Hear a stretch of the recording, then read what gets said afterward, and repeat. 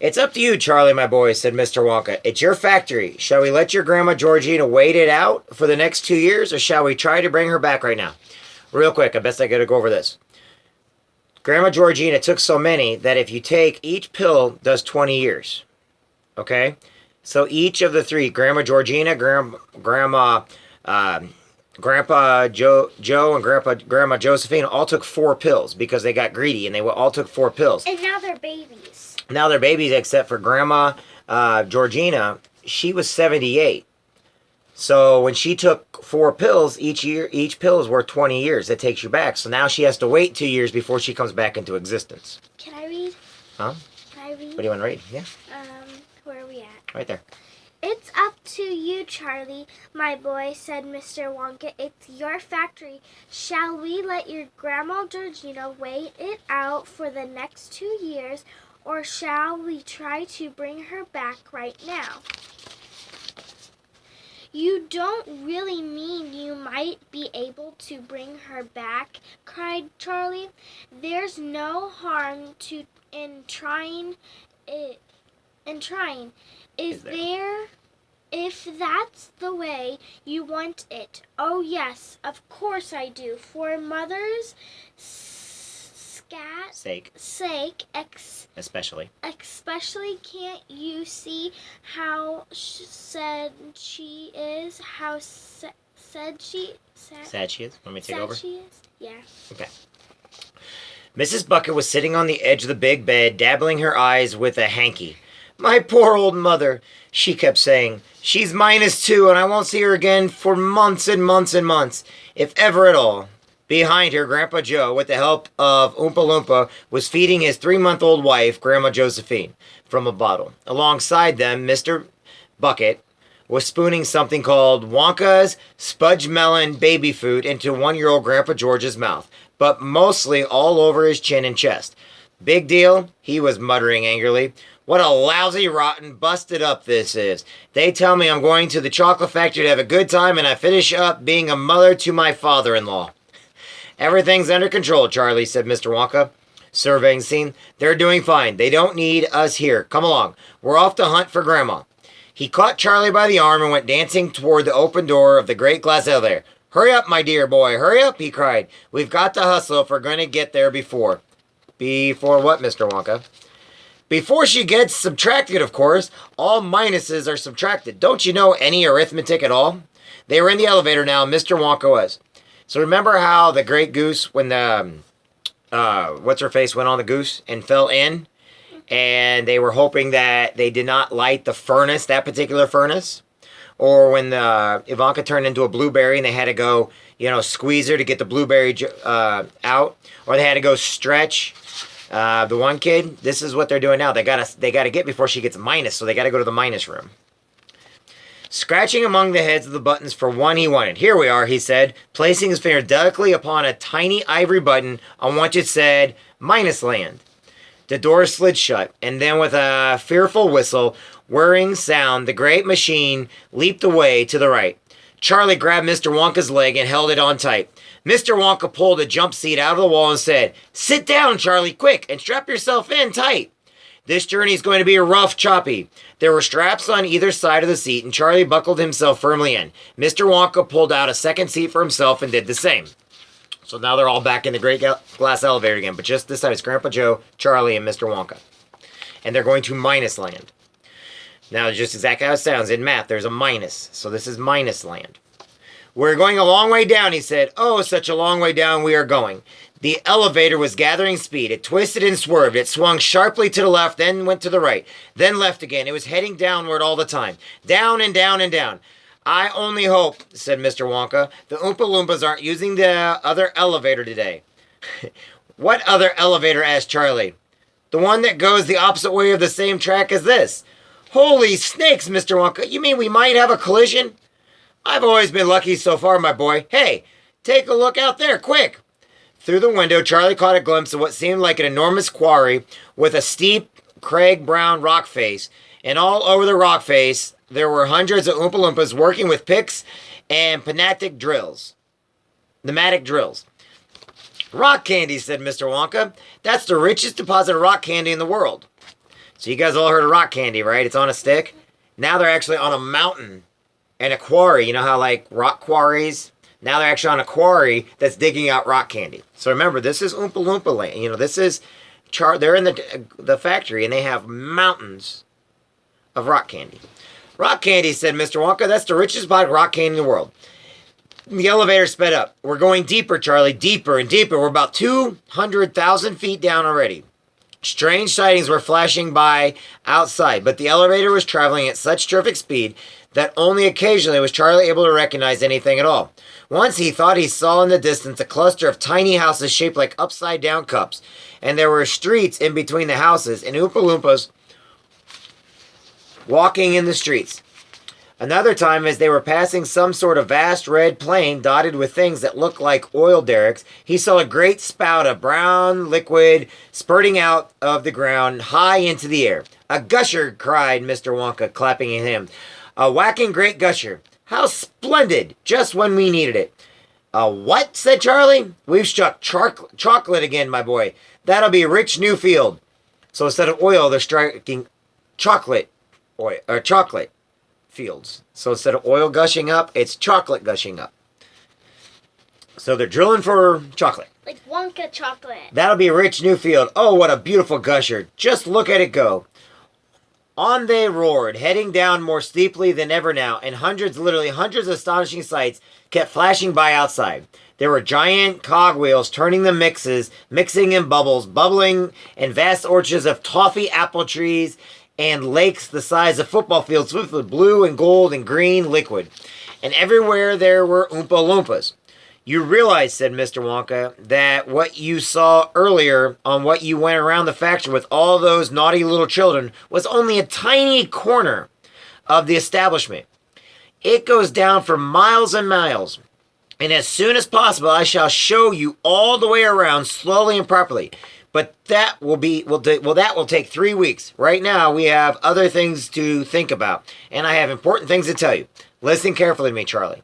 I must talk fast, for we'll be there in a couple minutes.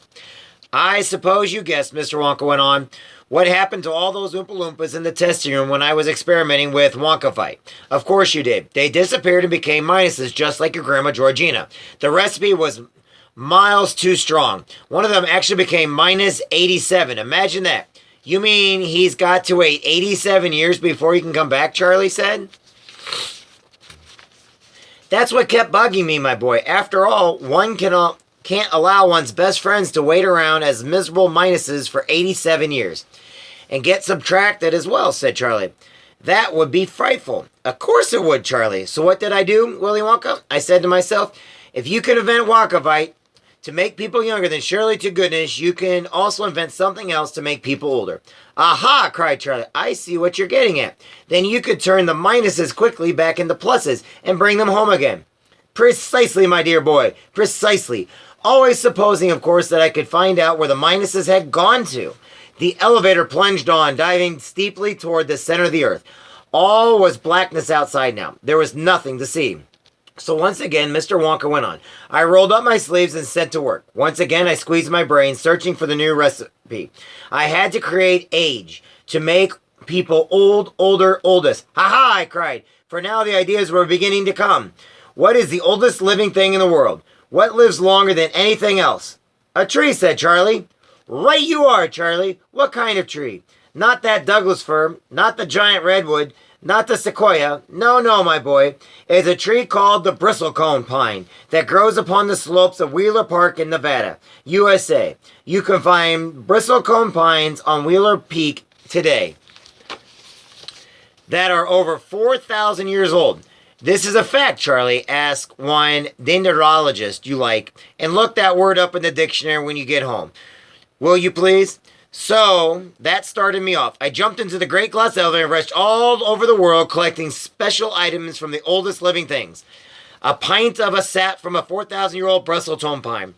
The toenail clippings from a 168-year-old Russian farmer called Petrovich Gregorgovich. An egg laid by a 200-year-old tortoise belonging to the king of Tonga. the tail of a 51-year-old horse in Arabia, the whiskers of a 36-year-old cat called Crumpets, an old flea which had lived on crumpets for 36 years, the tail of a 207-year-old giant rat from Tibet, the back teeth of a 90-year-old gremlin king living in a cave on Mountain Popocatépetl, the knuckle bones of a 7-year-old Catalu from Peru. All over the world, Charlie, I tracked down very old, ancient animals and took an important little bit of something from each one of them.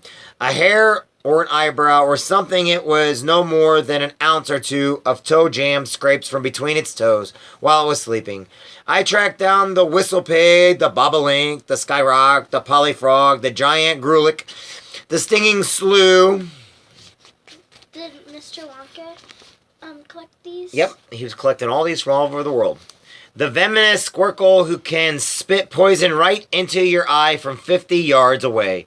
But there's no time to tell you about them all now, Charlie. Let me just say quickly that in the end, after lots of boiling and bubbling and mixing and testing in the inventing room, I produced one tiny cup of oily black liquid and gave 4 drops of it to the brave 20-year-old Oompa Loompa volunteer to see what happened. What did happen? Charlie asked. It was fantastic, cried Mr. Wonka. The moment he swallowed, he began wrinkling and shriveling up all over. His hair started dropping off and his teeth started falling out. And before I knew it, he had suddenly become an old fellow of 75. And thus, my dear Charlie, was Vita Vonk invented.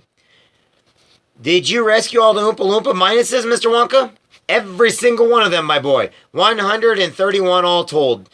Mind you, it wasn't quite as easy as all that. There were lots of snags and complications along the way. Good heavens, we're nearly there. I must stop talking now and watch where we're going. Charlie realized the elevator was no longer rushing and roaring. It was hardly moving at all now. It seemed to be drifting. Undo your straps, Mr. Wonka said. We must get ready for action. Charlie undid his straps and stood up and peered out. It was an eerie sight. They were drifting in a heavy gray mist, and the mist was swirling and swishing around them as though driven by winds from many sides in the distance. The mist was darker and almost black, and it seemed to be swirling more fiercely than ever over there. Mr. Wonka slid open the doors. Stand back, he said. Don't fall out, Charlie, whatever you do. The mist came into the elevator. It had the fusty, reeky smell of an old underground dungeon. The silence was overpowering. There was no sound at all, no whisper of wind, no voice of creature or insect, and it gave Charlie a queer, frightening feeling to be standing there in the middle of this great, inhuman nothingness, as though he were in another world altogether, in some place where man should never be. Minus Land, whispered Wonka. This is Charlie. This is it, Charlie. The problem now is to find her. We may be lucky, and then again we may not. Chapter 17. Rescue in Minus Land. I don't like it here at all, Charlie whispered. It gives me the willies. Me too, Mr. Wonka whispered back. But we've got a job to do, Charlie, and must go through with it. The mist was condensing now on the glass walls of the elevator, making it difficult to see out except through the open doors. Do any other creatures live here, Mr. Wonka? Plenty of newlies. Are they dangerous? If they bite you, they are. You're a goner, my boy, if you're bitten by a newlie. The elevator drifted on, rocking gently from side to side. The gray-black, oily fog swirled around them. What does a newlie look like, Mr. Wonka?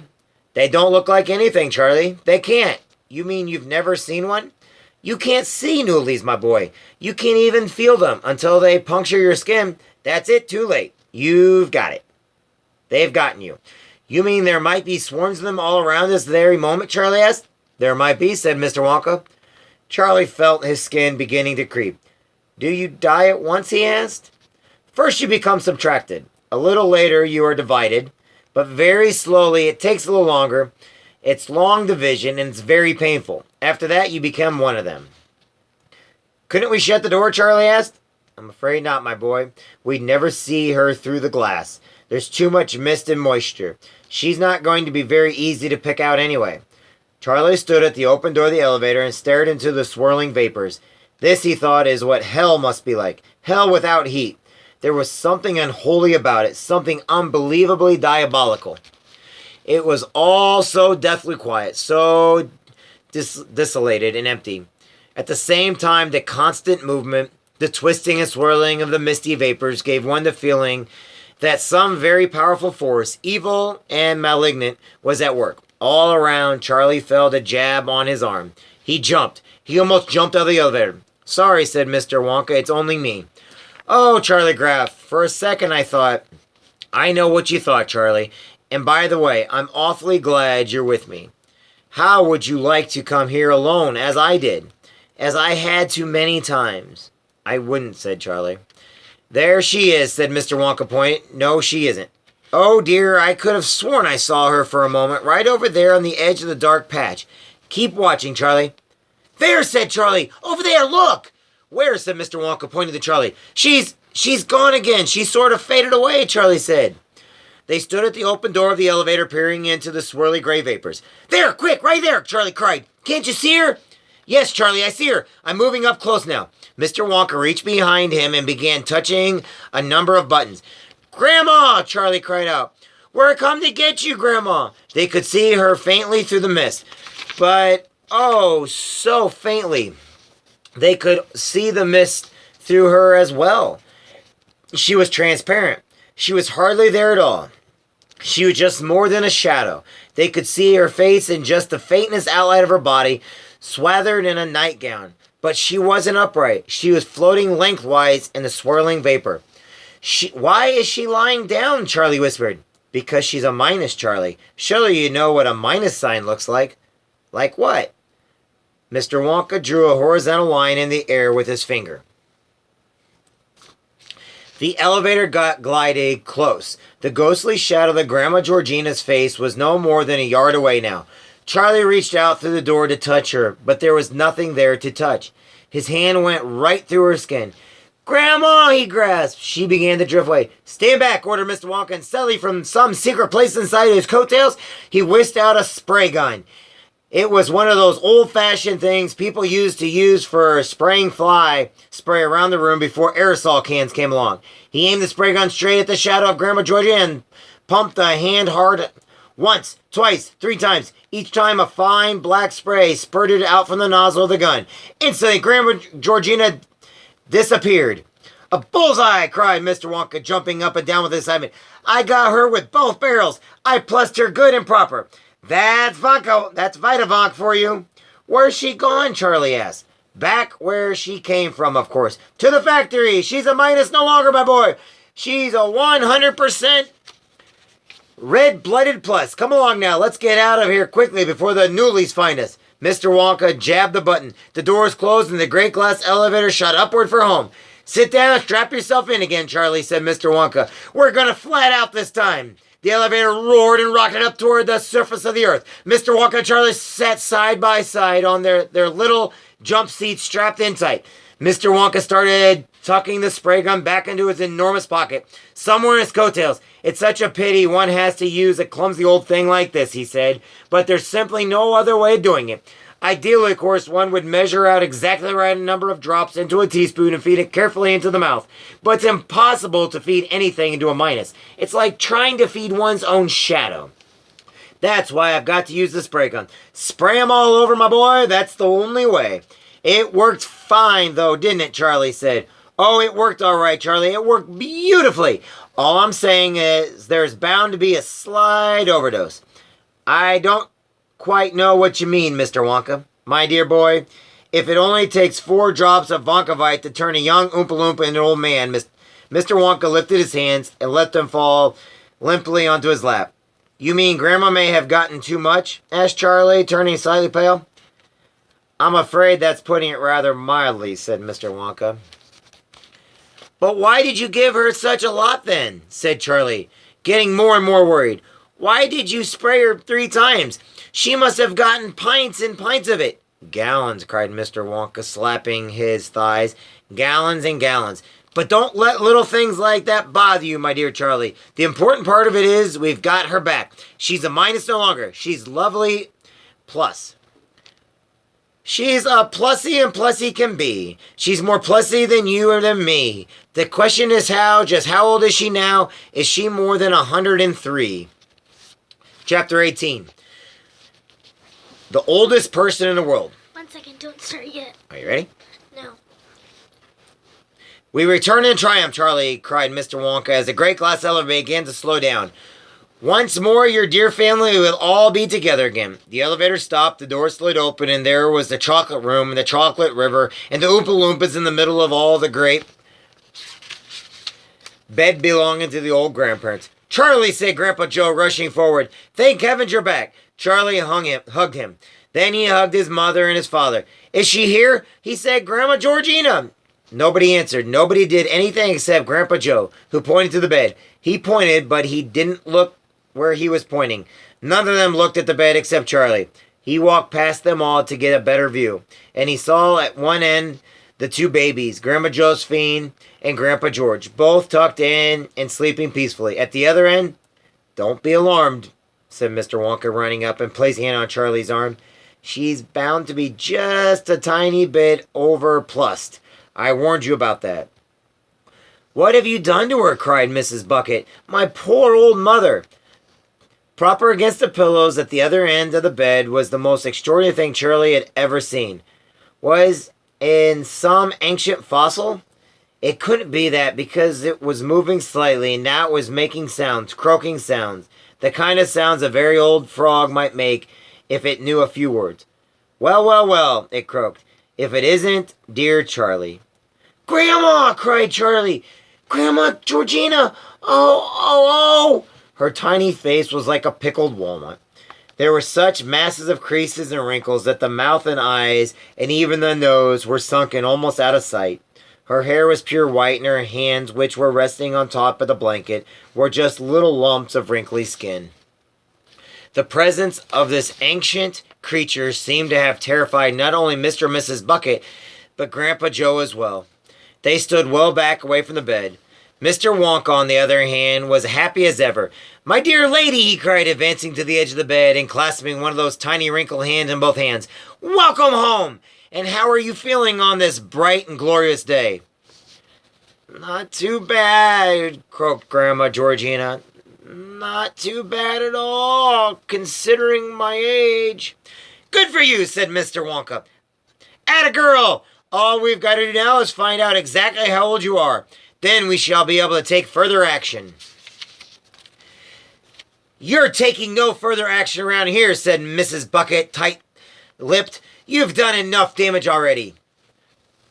But my dear old metal-headed muggle-wump, said Mr. Wonka, turning to Mrs. Bucket. What does it matter that the old girl has become a trifle too old? We can put that right in a jiffy. Have you forgotten about the Wonkavite? And however every tablet makes you 20 years younger. We shall bring her back. We shall transform her into a blossoming, blushing maiden in a twink of an eye. What good is that when her husband's not even out of diapers yet? Wailed Mrs. Bucket, pointing fingers at the 1-year-old Grandpa George so peacefully sleeping. Madame, said Mr. Wonka, let us do one thing at a time. I forbid you to give her that beastly Wonkavite, said Mrs. Bucket. You'll turn her into a minus again, and just as sure as I'm standing here. I don't want to be a minus, croaked Grandma Georgina. If I ever have to go back to that beastly minus land again, the Newlies will griddle me. Fear not, said Mr. Wonka. This time I myself will supervise the giving and the medicine. I shall personally see to it that you get the correct dosage. But listen very carefully now. I cannot work out how many pills to give you until I know exactly how old you are. That's obvious, isn't it? It is not obvious at all, said Mrs. Bucket. Why can't you give her one pill at a time and play it safe? Impossible, madame. It is a very serious case such as this. Wonkavite doesn't work at all when given in small doses. You've got to throw everything at her in one go. You've got to hit her with it hard. A single pill wouldn't even begin to shift her. She's too far gone for now. It's all or nothing. No, said Mrs. Bucket firmly. Yes, said Mr. Wonka. Dear lady, please listen to me. If you have a very severe headache and you need 3 aspirin to cure it, it's no good taking only one at a time and waiting for hours between each. You'll never cure yourself that way. You've got to gulp them down all in one go. It's the same with Wonkavite. May I proceed? Oh, all right. I suppose you'll have to, said Mrs. Bucket. Good, said Mr. Wonka, giving a little jump and twirling his feet in the air. Now then, how old are you, my dear Grandma Georgina? I don't know, she croaked. I lost count of that years and years ago. Don't you have any idea, said Mr. Wonka. Of course I don't, gibbered the old woman. Nor would you if you were as old as I am. Think, said Mr. Wonka. You've got to think. The tiny old wrinkled brown walnut face wrinkled itself up more than ever. The others stood waiting. The Oompa Loompas, enthralled by the sight of this ancient object, were all edging closer and closer to the bed. The two babies slept on. Are you, for example, 100, said Mr. Wonka, or 110, or 120? It's no good, she croaked. I never did have a head for numbers. This is catastrophe, cried Mr. Wonka. If you can't tell me how old you are, I can't help you. I dare not risk an overdose. Gloom settled upon the entire company, including, for once, Mr. Wonka himself. You've messed it up good and proper this time, haven't you? Said Mrs. Bucket. Grandma, Charlie said, moving forward to the bed. Listen, Grandma, don't worry about exactly how old you might be. Try to think of a happening instead. Think of something that happened to you, anything you like, as far back as you can. It may help us. Lots of things happened to me, Charlie. So many things happened to me. But can you remember any of them, Grandma? Oh, I don't know, my darling. I suppose I could remember one or two if I thought hard enough. Good, Grandma, good, said Charlie eagerly. Now, what is the very earliest thing you can remember in your whole life? Oh, my dear boy, that really would be going back a few years, wouldn't it? When you were little, Grandma, like me, can't you remember anything you did when you were little? The tiny sunken black eye glimmered faintly, and a sort of smile touched the corners of the almost invisible little slit of the mouth. There was a ship, she said. I can remember a ship. I could never forget that ship. Go on, Grandma, a ship? What sort of ship? Did it sail in her?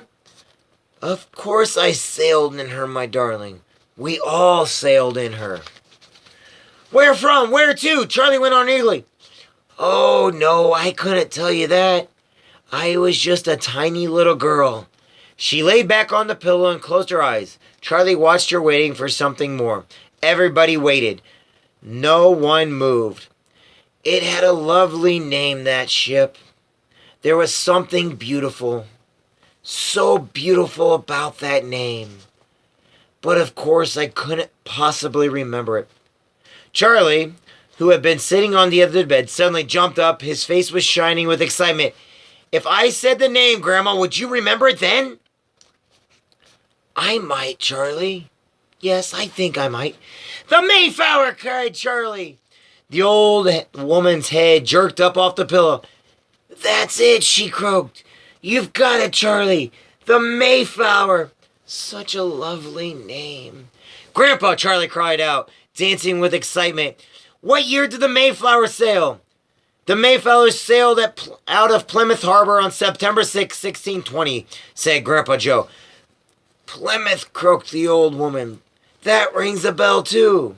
Yes, it might easily have been Plymouth. 1620. Sorry. 1620, cried Charlie. Oh, my heavens above. You mean you do it, Grandpa.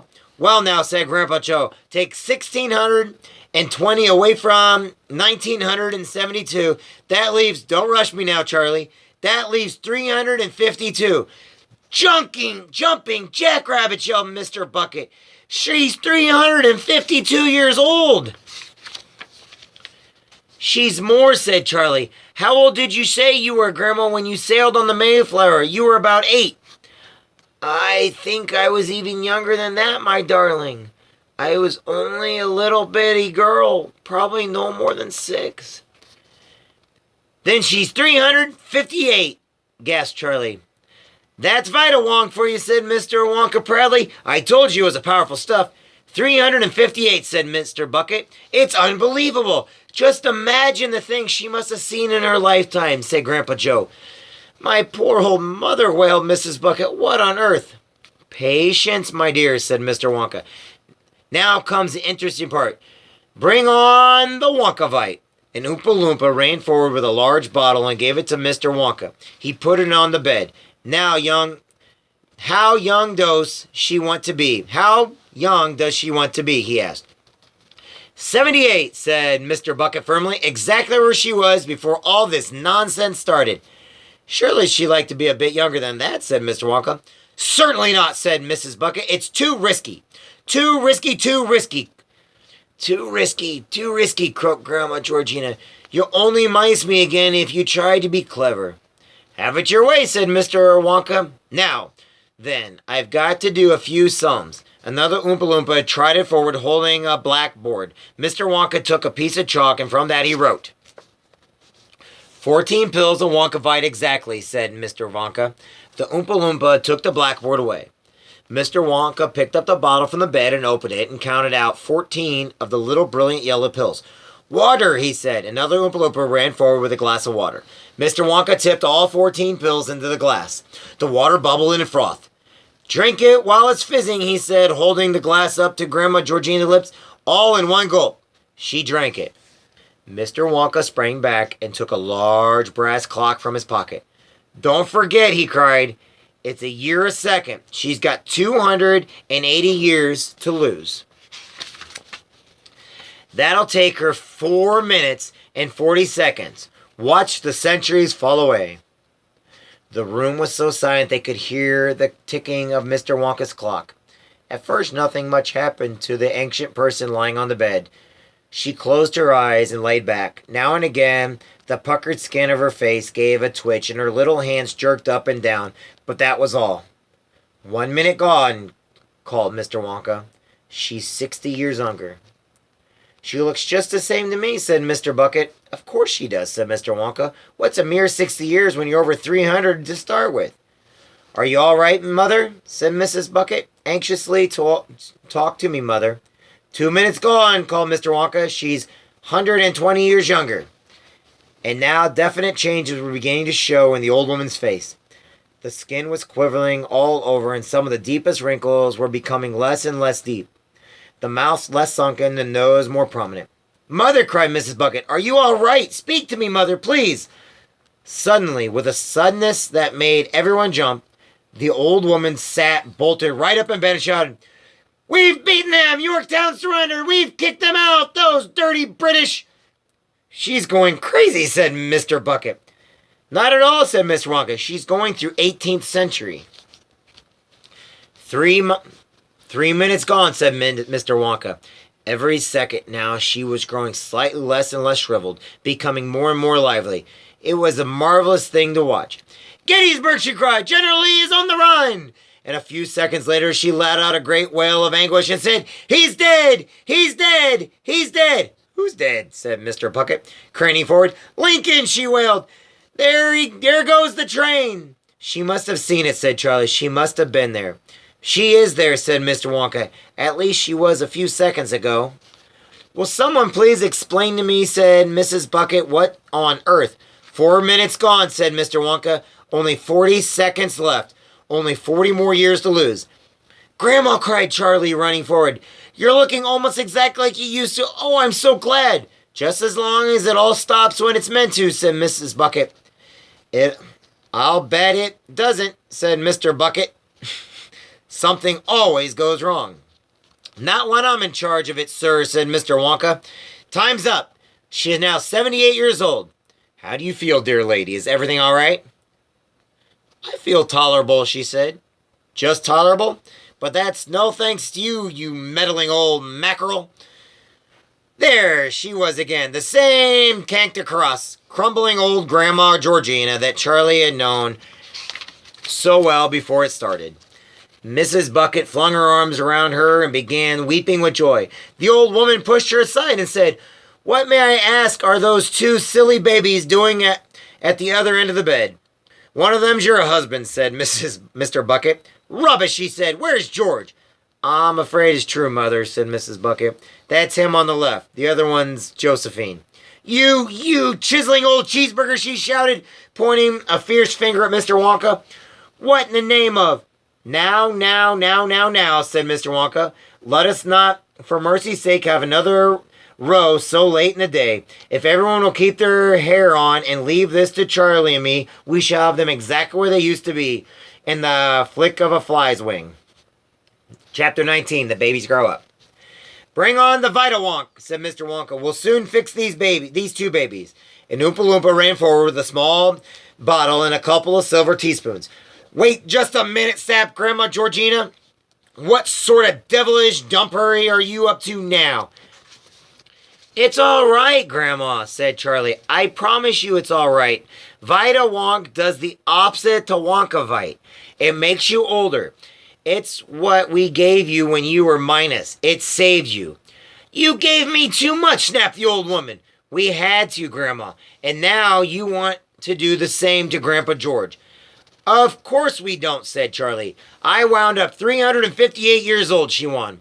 What's to stop you making another little mistake and giving him 50 times more than you gave me?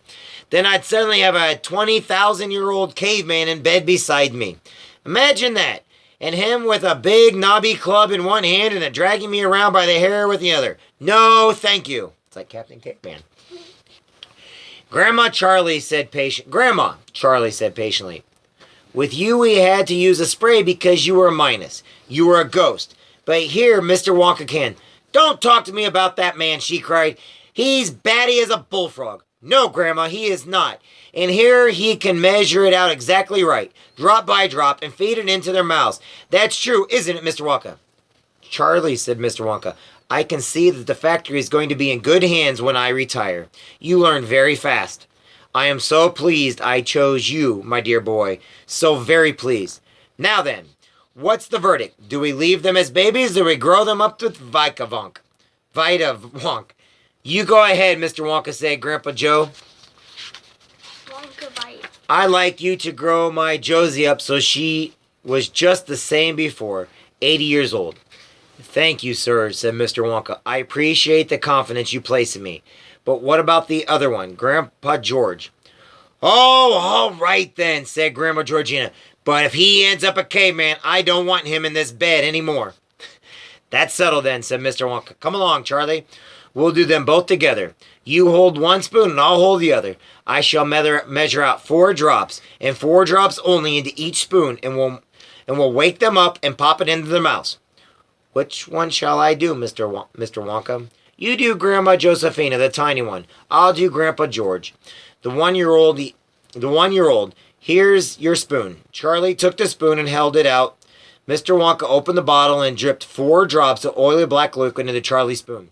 Then he did the same to his own. He handed the bottle back to the Oompa Loompa. Shouldn't someone hold the babies while you give him it, said Grandpa Joe. I'll hold Grandma Josephine. Are you mad, Mr. Wonka? Don't you realize that Vita-Wonk acts instantly? It's not 1 year or a second like Wonkavite. Vita-Wonk is as quick as lightning. The moment the medicine is swallowed, ping, it all happens. The getting bigger and the growing older and everything else happens in 1 second. So don't you see, my dear, he said to Grandpa Joe, that one moment you'd be holding a tiny baby in your arms, and just 1 second later you'd find yourself staggering about with an 80-year-old woman, and you drop her like a ton of bricks on the floor. I see what you mean, Grandpa Joe said. All set, Charlie? All set, Mr. Wonka. Move around the bed to where the tiny sleeping baby lay. He placed one hand behind her head and lifted it. The baby awoke and started yelling. Mr. Wonka was on the other side. Sorry, let me start over. The baby awoke and started yelling. Mr. Wonka was on the other side of the bed doing the same to the 1-year-old George. Both together now, Charlie, said Mr. Wonka. Ready, set, go. Pop it in. Charlie pushed his spoon into the open mouth of the baby and tipped the drops down their throat. Make sure you swallow it, cried Mr. Wonka. It won't work until it gets in their tummies. It is difficult to explain what happens next, and whatever it was, it only lasted for 1 second. A second is about as long as it takes you to say aloud and quickly, 1, 2, 3, 4, 5. And that is about how long it took, with Charlie watching closely for the tiny baby to grow and swell and wrinkle into the 80-year-old grandma, Josephine. It was a frightening thing to see.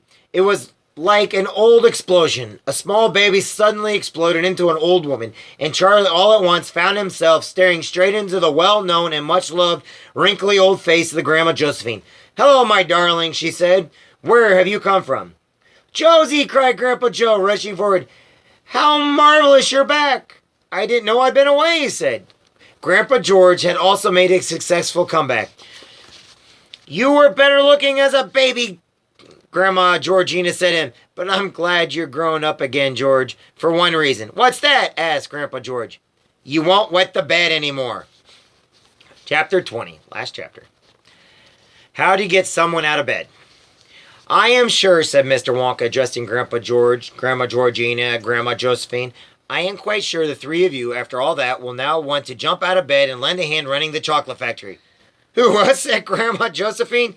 "Yes, you," said Mr. Wonka. "Are you crazy?" said Grandma Georgina. "I'm staying right here where I'm in this nice, comfortable bed. Thank you very much." "Me too," said Grandpa George. At that moment, there was a sudden commotion among the Oompa Loompas at the far end of the chocolate room. There was a buzz of excitement, chatter, and a lot of running about and waving the arms, and all of this.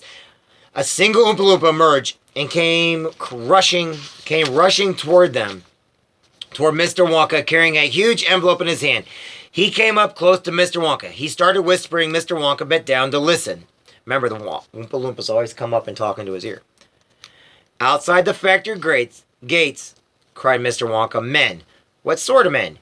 "Yes, but do they look dangerous? Are they acting dangerous?" "And a what?" "A helicopter, and these men came out of it. They gave you this." Mr. Wonka grabbed the huge envelope and quickly slid it open and pulled out the folded letter inside. There was absolute silence as he skimmed swiftly over what was written on the paper. Nobody moved. Charlie began to feel cold. He knew something dreadful was going to happen. There was a very definite smell of danger in the air. The men outside the gates, the helicopter, the nervousness of the Oompa Loompas. He was watching Mr. Wonka's face, searching for a clue, for some changes in expression that would tell him how bad the news was. "Great whistling whangdoodles!" cried Mr. Wonka, leaping so high in the air that when he landed his legs gave way and crushed onto his backside. "Snorting snozzlewhackers!" he yelled, picking himself up and waving the letter about as though it were swatting mosquitoes. "Listen to this, all of you! Just listen to this!" He began to read aloud. "The White House, Washington, D.C. This is the letter. To Mr. Willy Wonka.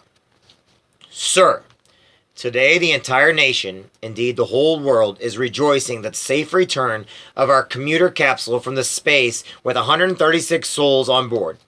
Had it not been for the help they received from an unknown spaceship, these 136 people would never have come back.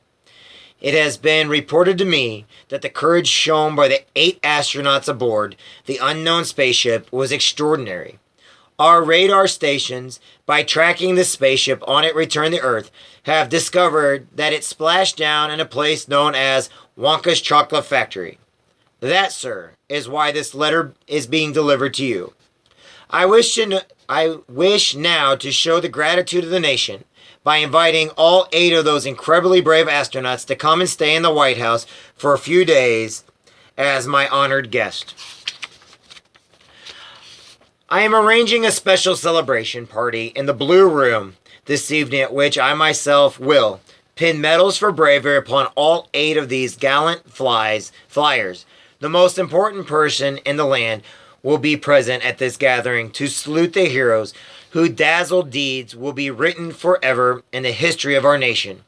Among those attending will be the Vice President, Miss Elizabeth Tibbs, all the members of the Cabinet, the Chief of the Army, the Navy, the Air Force, all members of Congress, a famous sword swallower from Afghanistan who is now teaching me to eat my words. What you do is you take this S off the beginning of the word and you put it in the other end before swallowing it. And who else is coming? Oh yes, my chief interpreter and the governor of every state in the Union. And of course my cat, Mrs. Tabapus. A helicopter awaits all 8 of you outside the factory gates. I myself await your arrival at the White House with the very greatest pleasure and impatience. I beg to remain, sir. Most sincerely yours, Lancelot R. Gilligrass. Lancelot R. Gilligrass, President of the United States. P.S. Could you please bring me a few Wonka Fudge Mellow Delights? I love them so much, but everybody around here keeps stealing mine out of the drawer in my desk, and I don't tell Nanny. Mr. Wonka stopped reading, and in the silliness that followed, Charlie could hear people breathing. He could hear them breathing in and out much faster than usual. And there were other things too. There were so many feelings and passions, and there was so much sudden happiness and swirling around in the air. It made his head spin. Grandpa Joe was the first to say something. Yippee! He yelled out, and he flew across the room and caught Charlie by the hands, and the two of them started dancing along the back of the chocolate factory. A chocolate river. We're going, Charlie, sang Grandpa. We're going to the White House after all. Mr. and Mrs. Bucket were also dancing, laughing, and singing. Mr. Wonka ran all over the room, proudly showing the president's letter to the Oompa Loompas. After a minute or so, Mr. Wonka clapped his hands for attention. Come along, he called out. We mustn't dilly. We mustn't dally. Come on, Charlie. And you, Sir Grandpa Joe, and Mr. and Mrs. Bucket. The helicopter is outside the gates. We can't keep it waiting. He began hustling the four of them toward the door. Hey! Screamed Grandma Georgina from the bed. What about us?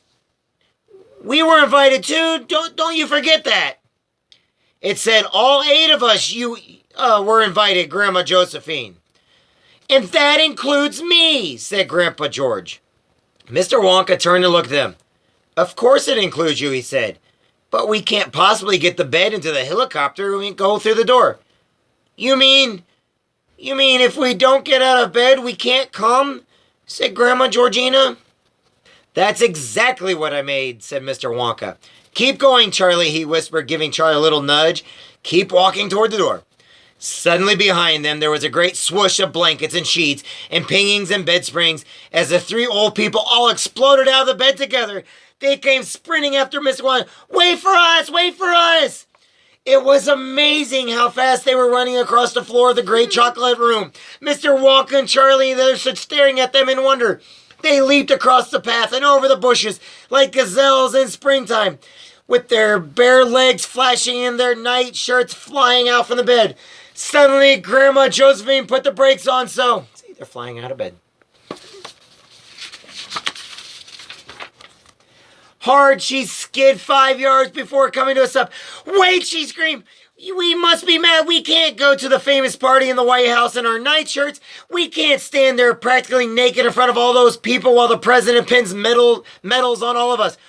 Oh, wailed Grandma Georgina. Oh, what are you going to do? Don't you have any clothes with you at all? Asked Mr. Wonka. Of course we don't, said Grandma Georgina. We haven't been out of that bed for 20 years. We can't go, wailed Grandma Georgina. We'll have to stay behind. Couldn't we buy something from a store, said Grandpa George. With what, said Grandma Josephina. We don't have any money. Money, cried Mr. Wonka. Good gracious me. Don't you go worrying about money. I've got plenty of that. Listen, said Charlie. Why couldn't we ask the helicopter to land on the roof of a big department store on the way over? Then you can all pop downstairs and buy exactly what you want. Charlie cried, Mr. Wonka grasping him by the hand.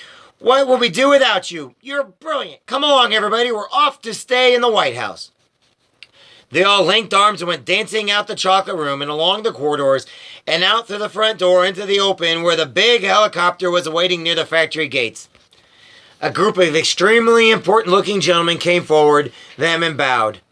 Well, Charlie, said Grandpa Joe, it certainly has been a busy day.